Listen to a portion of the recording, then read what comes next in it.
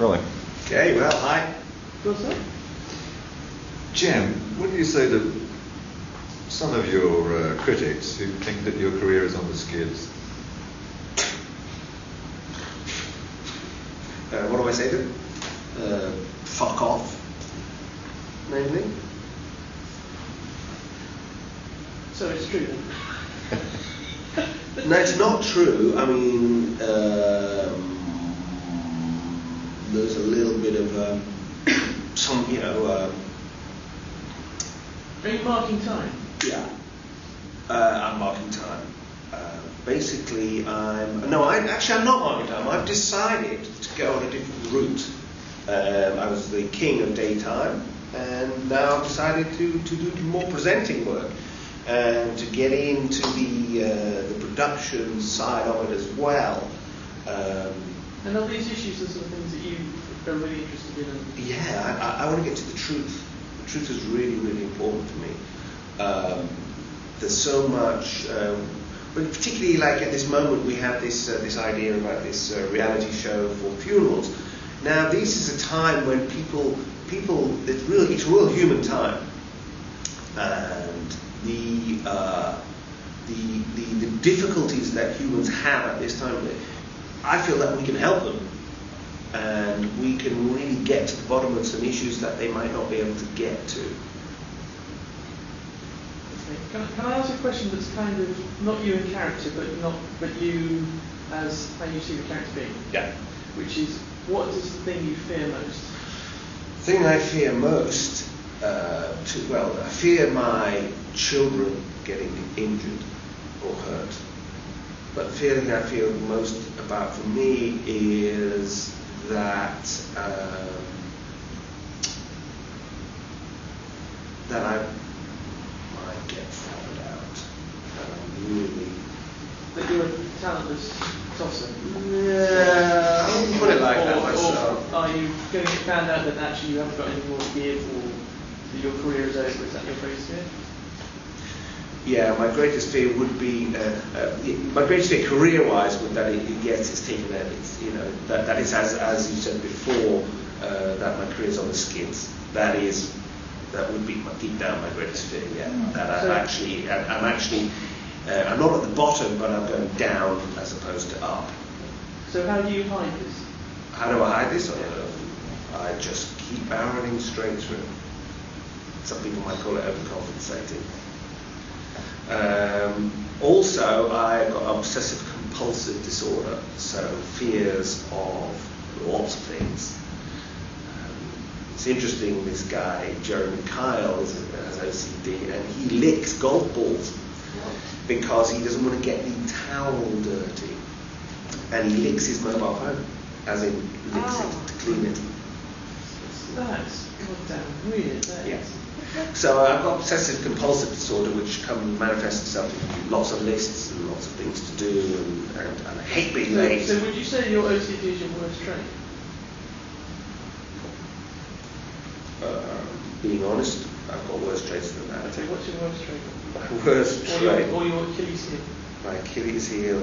Well, I think sometimes people don't take honesty that well. So you're a lying bastard? No. I'm the opposite of a lying bastard. I think people generally are lying bastards, and they don't like being told the truth. So sometimes people don't. I mean, really, I would never normally admit this, but sometimes I shouldn't say what I say because people aren't ready for it. But hey, it makes good telling. And what's your best quality? What gets you through the day? Brilliant personality, intellect, charming. I'm a people person. My honesty in this case is a plus. I think that people respect me for my honesty. And hey, it was 12 million viewers a day, every day. Can you turn that fucking thing off? Sorry about that, Jim. How do you relax? I've got 3 lovely daughters and a young wife. Are the daughters from the wife? Or? I've got three daughters from the wife. No, in fact, sorry, let me take that back. I have 2 daughters and a 1-year-old boy from the wife, and I have another daughter who's from a previous marriage who doesn't live in the country anymore.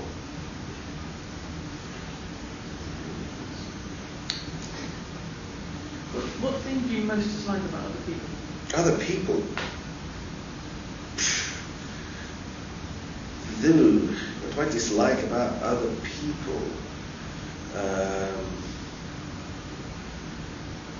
Dishonesty. I have a very high moral compass and strong moral compass, and I don't like cheats. I don't like dishonesty.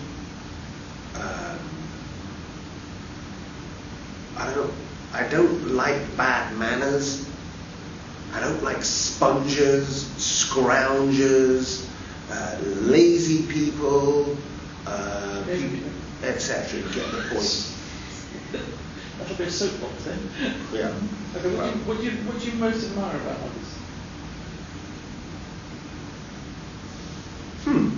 What I most admire about others? Honesty.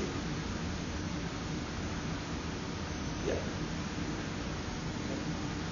And big tits. That's just on women, obviously. Yeah. Unless they're good looking guys. Who don't shave. Who do shave. Do you think you're manipulative in any way? Yeah. Yeah, that's not a bad thing. Sometimes in life we need to be manipulated to get things done. I mean, if you don't manipulate, then everything just trucks along as it is. And what it is isn't always how it should be.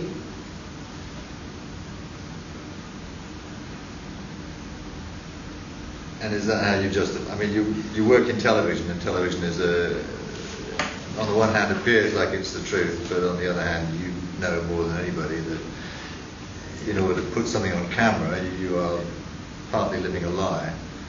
That doesn't worry you at all? It's not living a lie. It's not living a lie. It's getting to the point quicker. Right. You know, you can't follow somebody around for 4 months. You know, so you have to edit, you have to get it down, you have to say something to get people to... Perception of the truth. Perception and the truth, perception of the truth. Perception of the truth, a perception of the truth. A perception. I mean, everybody's got perception of the truth, don't they? I mean, we both look at the same colour and we disagree on exactly what that colour is. So we all have a perception that's different from somebody else. But there's good and there's evil.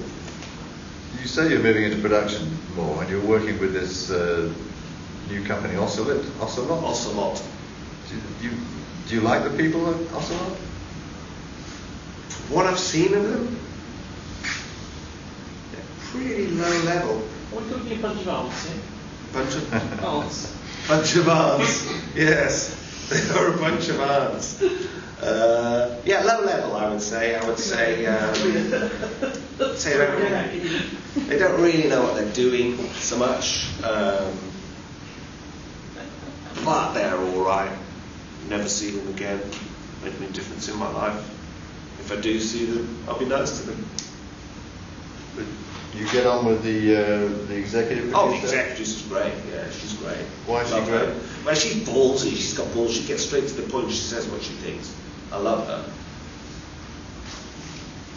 And the series producer, he's all right. He's a bit young. Thinks he knows what he's doing. He's got a lot of mouth about him. Thinks he knows what he's doing. Fine, fair enough. But you know, sometimes he's sort of really, do this, do that. You just look at him thinking, you were still in school when I was talking about that boy. But hey. And have you worked with Kat before? Yeah, she's good. She's fun. She's not that great at what she does, but she's always good to have a laugh with. She's like she's a bit like a man in a woman's clothing, and quite nice clothing sometimes too. Doesn't got big tits, but she's still nice. Okay. Have you met Maria? Yeah, fucking dopey, useless waste of space. Complete and utter soft skills person.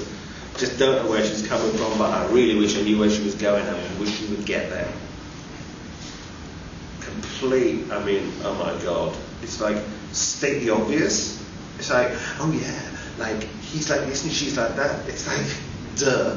I mean, I could get my 3-year-old in, and my 3-year-old would sit there, put on a suit and say exactly what this person says. I mean, it's like, there's nothing ever insightful. Useless. Why do people like you? Because I'm honest. People like honesty. And good looking. And there's a PA. Do you know the name of the PA? Irma. I think it might be Alexa. Alexa. Yeah. Yeah, she's not got big tits either, but she's quite cute. It's quite cute. Yeah. Okay. She makes a lovely cup of tea as well. And there's a designer on board, isn't there? She's got quite a good track record, apparently. Yeah, it's some stories about him. Yeah. Oh yeah. Yeah. He's really, he's on that ski sled down. I think he's just on his last job before he ends up. I mean, I don't know. This is the program idea at the moment is about funerals and dying of death. Well, I think he's gone with his career. Yeah, that's probably why he's into it so much, because he can relate to it. But he's like your typical. God, how do I say this? He's just like typical of a type. You know what I mean?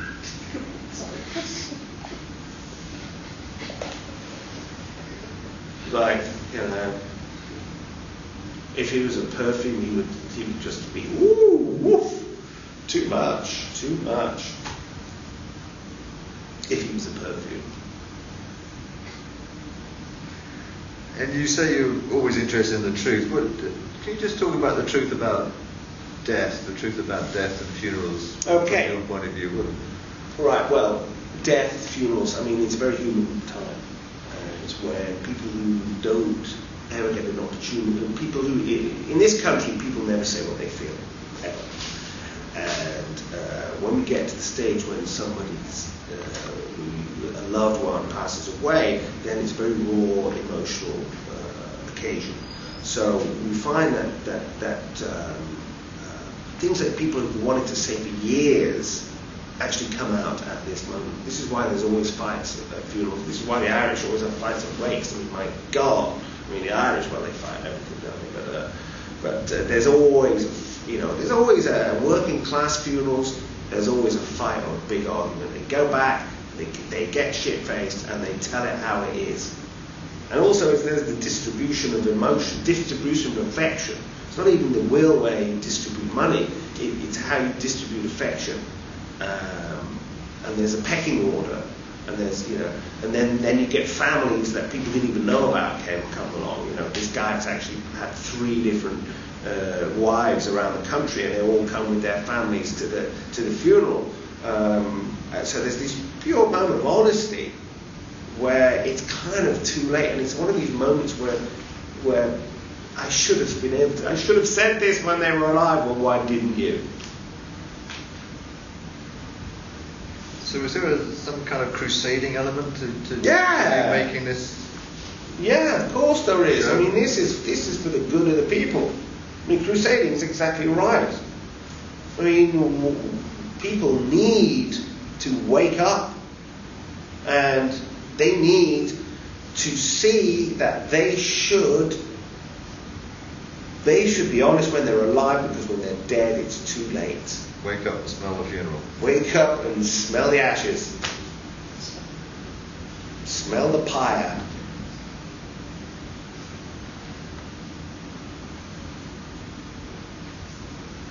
Good for me. Okay? Ciao. Very much.